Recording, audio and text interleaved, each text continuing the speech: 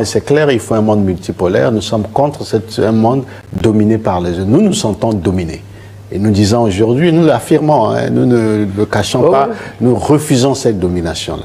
Mais nous ne refusons pas cette domination parce que nous avions de la haine pour vous. Non, nous avions de la haine contre personne.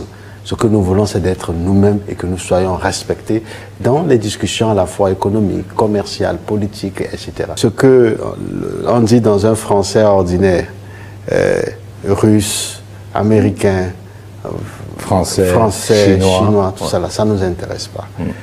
Notre problème au Togo, c'est nous-mêmes. Nous voulons être Togolais, nous voulons être Africains. Toutes les puissances, dès lors qu'elles respectent la souveraineté du continent africain, la souveraineté du Togo, nous travaillons avec ces puissances. Donc, si les Russes nous respectent, nous travaillons avec les Russes. Les Américains nous respectent, nous travaillons avec les Américains.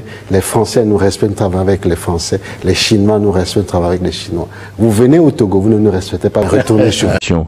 Des mandats des chefs d'État et des chefs de gouvernement.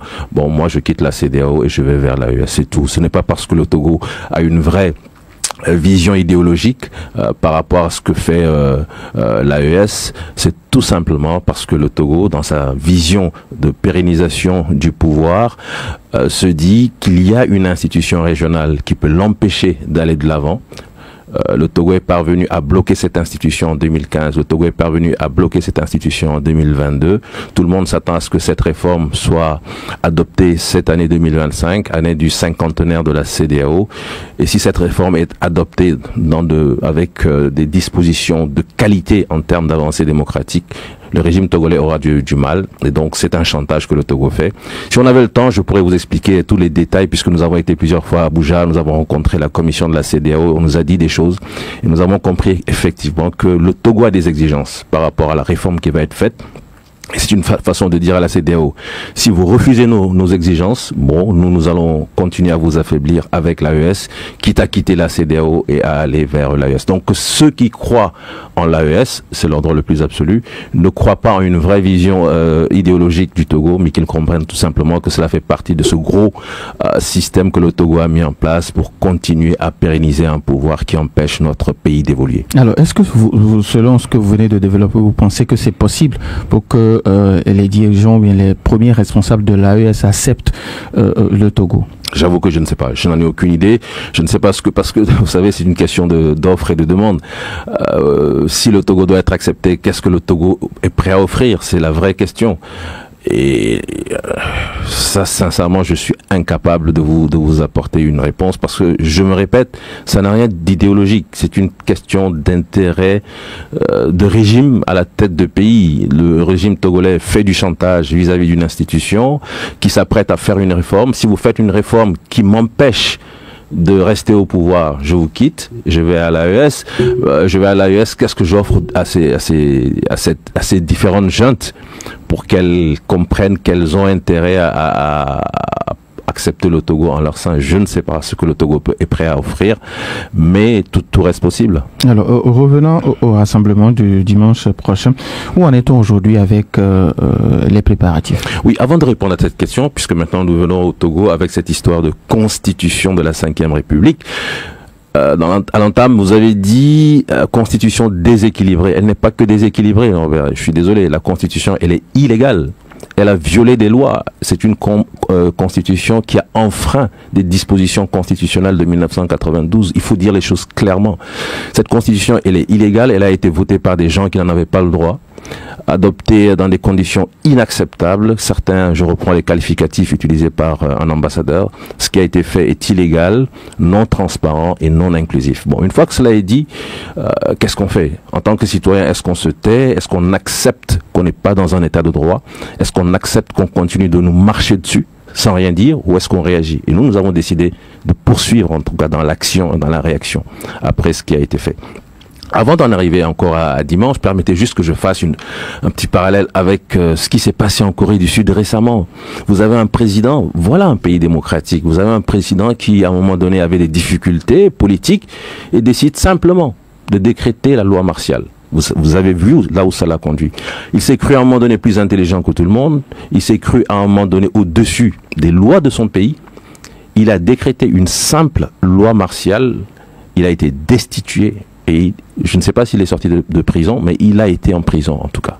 Voilà un pays où personne, je dis bien personne n'est au-dessus de la loi. Le pays n'appartient pas au président, le pays appartient au peuple.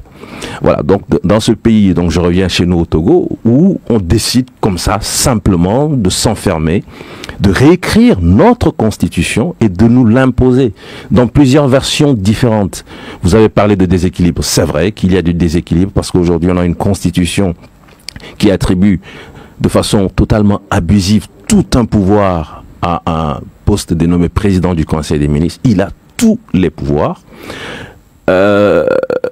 Quand il va faire sa déclaration de politique devant le Parlement, lui n'a pas été élu, mais quand le Parlement dit « je ne suis pas d'accord », ce n'est pas le Parlement qui le destitue, le Parlement qui n'est pas d'accord va être destitué. Voilà comment nous marchons sur la tête dans notre pays. Et on voudrait, je pense que le rêve de ceux qui nous dirigent, c'est que nous, Togolais, nous puissions nous taire, et que nous acceptions l'inacceptable. Je pense que l'inacceptable ne sera plus jamais accepté.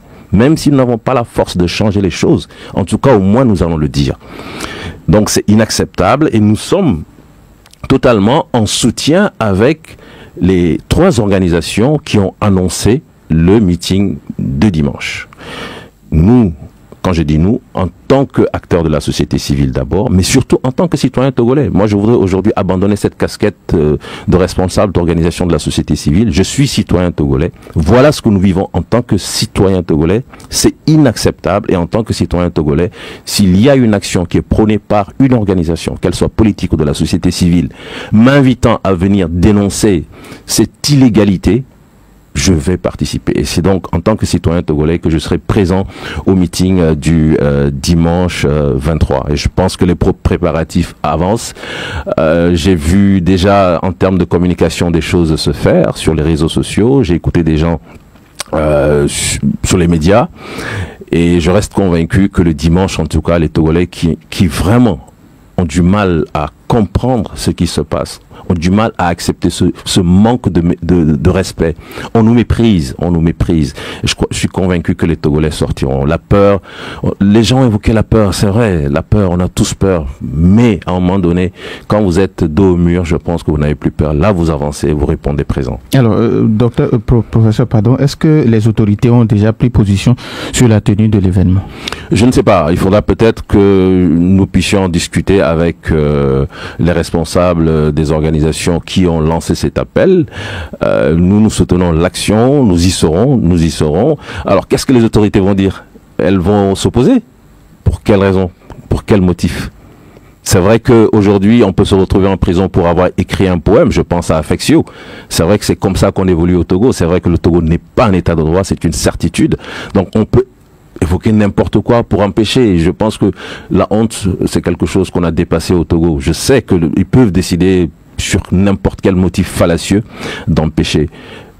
Mais j'espère qu'ils ne commettront pas cette bêtise. Alors, qu'est-ce que vous allez concrètement dire aux populations qui vont faire le déplacement ce dimanche? Alors, si moi j'y suis et si j'ai la parole, je pense que le message ne changera pas. Ce qui s'est passé l'année dernière dans notre pays est inacceptable parce que à un moment donné, des gens qui avaient pendant des décennies régenté notre pays étaient en train de réfléchir à un nouveau stratagème pour continuer de tirer les ficelles et de continuer de conserver le pouvoir politique au Togo. Cela signifie quand même qu'ils ont une conception toute particulière du pouvoir. Cela veut dire que pour eux, le pouvoir politique, en fait, c'est un patrimoine. C'est un patrimoine familial, c'est un bien familial et après des élections truquées, après la violence, après l'instrumentalisation de la justice, aujourd'hui, la trouvaille, c'est on réécrit une constitution à la place du peuple et on vient simplement l'imposer au peuple. Et le peuple est tenu d'accepter. Il doit se taire, il ne doit pas réagir et il doit marcher droit, filer droit, accepter cette nouvelle règle qu'on lui impose. Et surtout que cette règle, elle institue un système de présidence à vie. Un président du Conseil des ministres, vous l'avez dit, un pouvoir totalement déséquilibré, qui a tous les pouvoirs, qui n'a pas de limitation de pouvoir, qui ne peut pas être destitué par le Parlement, mais finalement, qu'est-ce qui peut le destituer? Qu'est-ce qui peut le destituer? Donc il est là à vie, et c'est une façon de nous dire, le Togo même si on proclame que c'est la République du Togo, c'est une monarchie et il faut dire cela au peuple, continuer de le dire et dire aux gens que partout où vous allez, les gens disent qu'on ne vous comprend pas, le Togolais. Comment est-ce que vous pouvez accepter cela? C'est vrai qu'il y a des problèmes dans tous les pays, mais quand même, les gens respectent un peu leur peuple. Les gens ont un peu d'égard pour leur peuple. On ne se comporte pas ainsi vis-à-vis des populations. Et ça, il faut que les Togolais réagissent parce que partout où nous allons, les gens nous disent mais on a le sentiment que les Togolais, finalement, ils ont baissé les bras. Ils acceptent tout. On peut tout leur faire, tout leur dire, tout leur imposer et ils vont l'accepter. Non. Moi, je leur réponds non, c'est pas vrai. Les Togolais, ce sont des gens fiers, ce sont des gens dignes. Ce n'est pas parce qu'ils se taisent qu'ils acceptent. Et je vous assure, c'est ce que je leur réponds. Regardez ce qui s'est passé dans l'histoire de notre pays. Regardez 2005, regardez 2017. C'est le peuple togolais qui a agi. C'est le peuple togolais qui a réagi. C'est vrai que ça n'a pas abouti au changement qu'on a souhaité. Mais c'est ce même peuple qui, à un moment donné, va se lever. Je ne sais pas quand, je ne suis pas le bon Dieu. Mais nous allons continuer à parler le même langage de vérité, le même langage de paix, parce que ce que nous nous disons, c'est pour une vraie cohésion nationale. Ce qui est en train de se faire, c'est en train de détruire la nation togolaise. Ceux qui nous dirigent sont en train de détruire notre nation. Nous voulons reconstruire une nation. Nous voulons autre chose pour notre peuple. Nous avons une vraie vision de nation développée, unie pour le Togo. Alors, professeur, hier, un auditeur écrivait sur la page Facebook de Nana FM, la date du 23 mars s'annonce donc comme un test. Du Sahel, aux côtés du Mali, du Burkina Faso et du Niger, suscite plusieurs analyses et réactions. Point positif. Renforcement de la coopération régionale, le Togo, en rejoignant l'AES, pourrait favoriser une meilleure coordination en matière de sécurité et de développement économique avec ses voisins sahéliens. Diversification des alliances, cela montre une volonté du Togo de diversifier ses partenariats et de s'affranchir partiellement des organisations dominées par les puissances occidentales. Solidarité africaine, cette adhésion s'inscrit dans une dynamique de souveraineté et de coopération entre États partageant des défis communs, notamment en matière de sécurité et d'économie. Point de questionnement. Impact sur la CEDEAO, l'AES étant en opposition à la CEDEAO sur plusieurs dossiers, l'intégration du Togo pourrait compliquer ses relations avec d'autres États de la sous-région. Risque d'isolement diplomatique si l'AES est perçu comme un bloc contestataire face aux institutions internationales. Le Togo pourrait se retrouver dans une position délicate vis-à-vis de ses partenaires traditionnels. Défi sécuritaire étant un pays plus stable que le Mali, le Burkina Faso et le Niger, le Togo devra gérer l'équilibre entre soutien à l'AES et préservation de sa propre sécurité intérieure. Enjeu à surveiller. L'évolution des relations entre le Togo et la CEDEAO après cette adhésion. Les implications économiques de ce choix, notamment en matière de commerce et d'investissements étrangers. La capacité de l'AES à proposer une alternative crédible et durable aux institutions régionales et internationales existantes. En somme, l'entrée du Togo dans l'AES est un mouvement stratégique qui reflète un réalignement des alliances en Afrique de l'Ouest, mais qui comporte également des risques et des incertitudes.